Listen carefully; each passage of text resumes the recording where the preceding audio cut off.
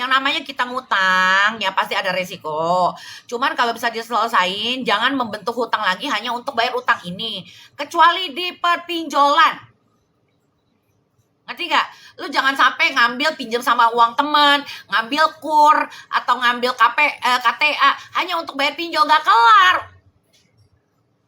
Pinjol mah jangan dibayar, diputus paksa, tapi dinegosiasi. Kalau lu ngambil dari KTA lah, kur lah, pinjaman apalah, pinjam sama temen, lu selesai dipinjol, ya, sama aja lu akan mengulang kesalahan yang sama seperti hari ini di masa yang akan datang. Nanti aturan ini resikonya bisa diselesaikan, lu ngambil dari KTA, dari bank atau apapun, lebih resiko gede lagi buat apaan? Ya, itu mah saran gue aja sih. Harus paham dulu ngapain. Kalau hari ini nggak bisa bayar, udah langsung potong, cut loss untuk di perpinjolan. Jangan minjem-minjem dari yang lain, salah. Ini prinsip gue, karena gue pernah melakukan hal yang salah. Kalau gue nggak pernah salah, gue nggak bisa kasih tau orang. Nggak mungkin semua orang selalu benar. Gue bisa ngedukasi karena gue salah, karena gue sombong, karena gue angkuh. Makanya gue pernah melewati masa-masa seperti kalian. Gue ngasih tahu lo orang lihat apa? Kan pengalaman gue sendiri. Kesombongan gue yang gue lewatin. Kesalahan yang gue pernah lewatin.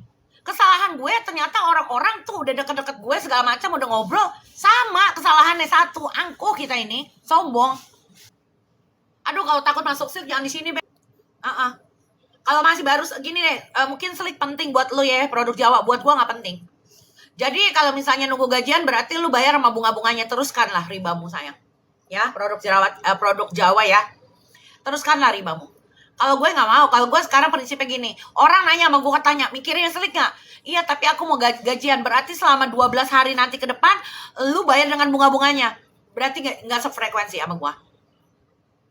Jangan, kalau nggak sefrekuensi sama gue, jangan. Gue cut loss lah. Lo orang mau nyari aman di pinjol, ketika lo kagak memutuskan mata rantai pinjol, lo akan ada di posisi yang sama seperti hari ini pusingnya, udah. Entah itu 2 bulan lagi, 3 bulan lagi, atau 6 bulan lagi. Iya, Dihan, jadi gini loh. Lo punya pinjol, tapi lo mau minjem bank. Gue kasih tahu ya, orang yang ada di perpinjolan, ya insya Allah gue doang lah. Ya, yang jahat lo mah pada baik. Nggak tahu kenapa mau jualan apa serat rezekinya, jalan apa kayak ketutup. Ini nggak bisa bayar, ini lunas, ambil duit dari ini.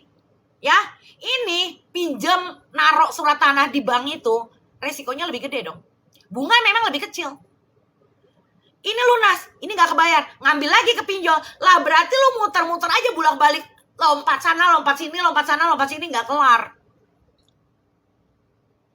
Jadi hidup lu hanya untuk bayarin bunga, berbunga, ngapain? Orang ujung-ujungnya di pinjol itu bisa diputus kok, bisa di-cut loss, bisa dinego. Iya, jangan Beb, udah Beb, cukup gua aja.